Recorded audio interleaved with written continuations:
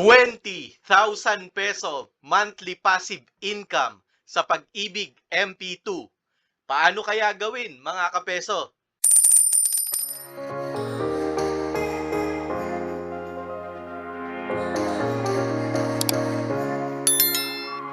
Ito ang dividend rate na idineclare ng Pag-ibig sa kanilang MP2 sa nakaraang 5 taon.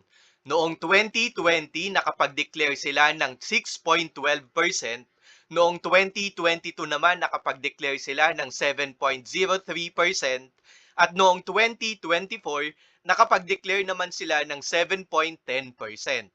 Gagamitin natin ang dividend rate na ito para makuha natin ang average rate nila sa loob ng 5 taon. Ang average rate na ito ang gagamitin natin sa ating computation ng Pag-ibig MP2 savings.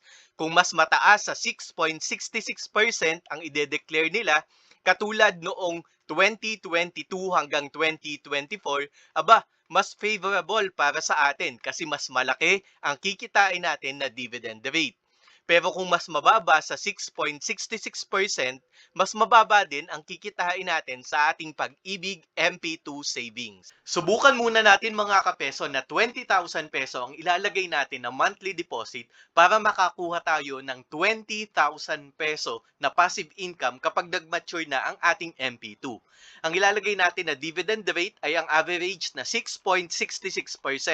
Pero syempre, mas maganda kung mas malakas dito or mas mataas dito ang matatanggap natin na dividend rate para mas malaki ang dividend income natin.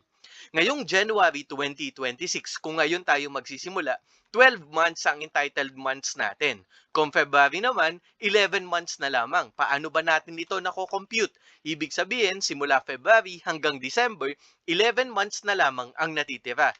Kung pababa ng pababa, 10 months hanggang maging 1 month na lamang hanggang December kasi isang buwan na lamang ang natitira. Paano natin i-compute ang dividend income natin, mga kapeso?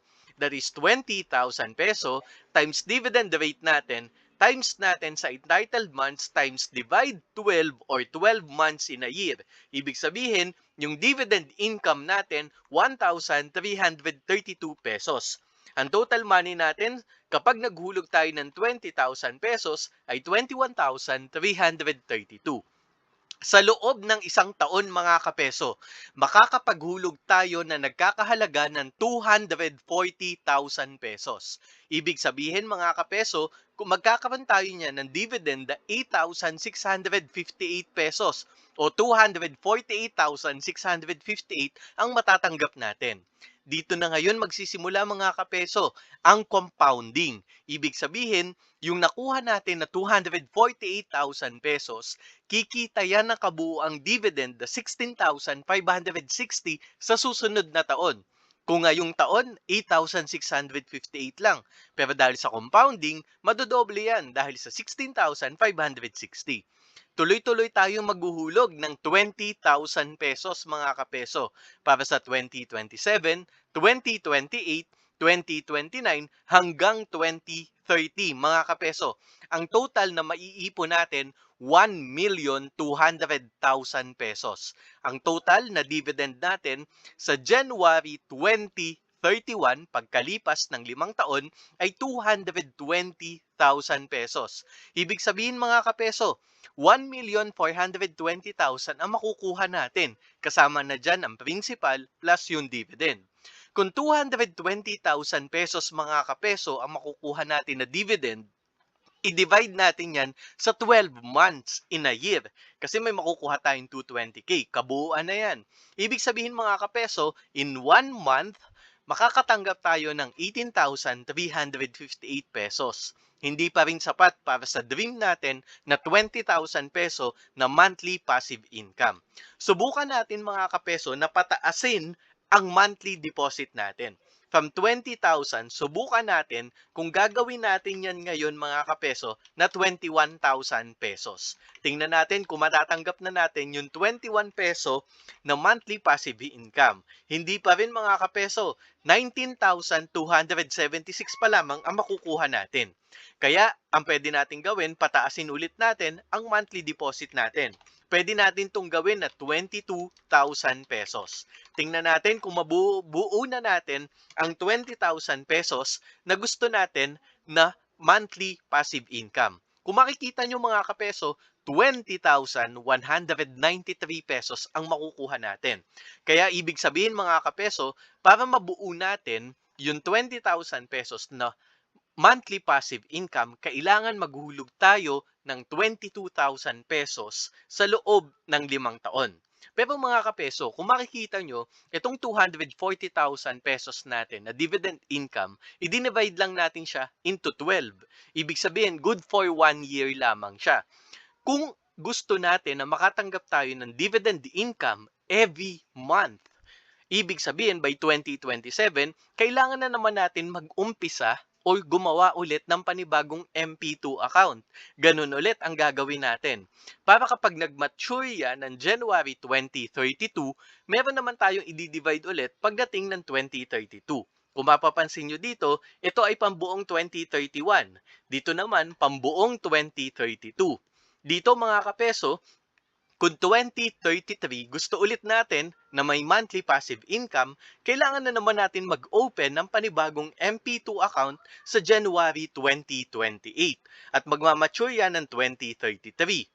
Ganun din kung 2034 gusto ulit natin ng monthly passive income, kailangan ulit natin na mag-ipon ng 22,000 pesos. Ganun din sa 2030 at magmamature naman yan sa 2035.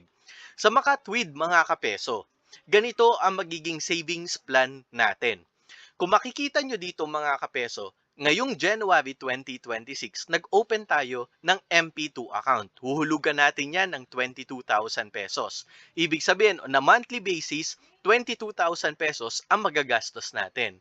Pero pagdating ng 2027 mga kapeso, kailangan nating mag-open ulit ng panibagong MP2 account. Ibig sabihin, panibagong 22,000 pesos ulit yan. Kaya, pagdating ng January 2027, 44,000 pesos na ang expected na dapat ihuhulog natin sa dalawa nating MP2 account.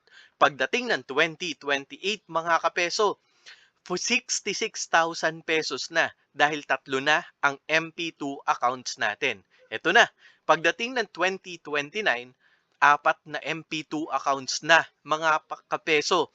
At pagdating naman ng January 2030, 22,000 na 5 accounts naman, kaya 110,000 pesos naman ang magiging gastos natin.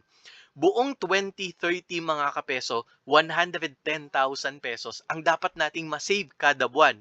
Pero pagdating ng 2031, dahil nag-mature na nga yung isa nating account, pababa naman siya, 88,000, 66,000, at pagkalipas nga ng halos 9 years na paghuhulog natin sa MP2, matatapos na ngayon ang pagsasacrifice natin ng savings. At ito na, dito na papasok ang passive income. Kung makikita nyo mga kapeso, nagsimula tayo ng January 2026 at matatapos yan ng January 2031. 1,320,000 ang total na nahulog natin at ang makukuha natin na dividend plus principal ay 1,562,000. Ibig sabihin yan mga kapeso, ang total dividends natin sa loob ng 5 taon ay 242,327. I-divide natin yan sa 12 months. Ibig sabihin, makakuha tayo ng 20,193 pesos.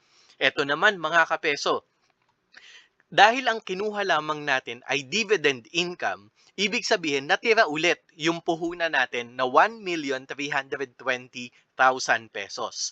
Ganito ang gagawin natin para hindi mawala yung passive income natin. Sa end ng journey natin ng 2031, sa January 1, 2031, ang gawin natin mga kapeso, itong principal na to, ihulog ulit natin ng buo sa panibago natin na MP2 account. So, kung ilalagay natin dito yung 1,320,000 pesos, ibig sabihin yan mga kapeso, dahil one-time payment na lamang ito, alam mo ba ang makukuha mo dyan na total na principal plus dividend ay 108,140,000.36. Ibig sabihin yan mga kapeso, 502 1,000 pesos na ang dividend mo. Dahil one-time pay lamang ang ginawa natin. Hindi katulad ng mga naunang 5 taon. Ang ginagawa natin, installment basis ng 20,000 pesos. Pero dahil dito, may puhunan na tayo na 1,320,000 pesos, kaya naging one-time na lamang siya. At kung dati, ang dividend income na nakukuha mo on a monthly basis ay 20,193, pagdating ng 2036, 41,845 pesos na ang makukuha mo. Napakagandang panlaban sa inflation mga kapeso.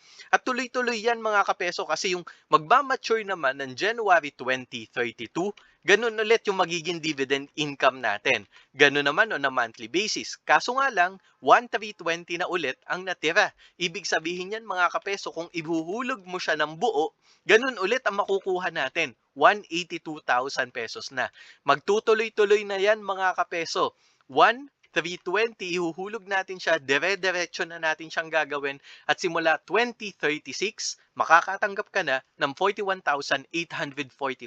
Going forward na yan mga kapeso, basta hindi mo ginagastos yung principal mo. Ito naman, simula 2031 hanggang 2035,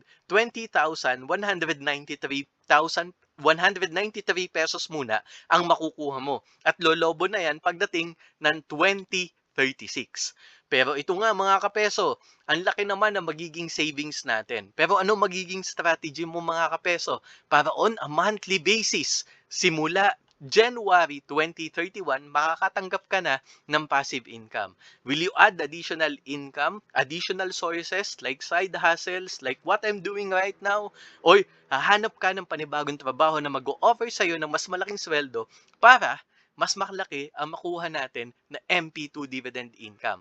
Mga kapeso, share mo naman ang magiging strategy mo para sa strategy natin na 20,000 peso monthly passive income.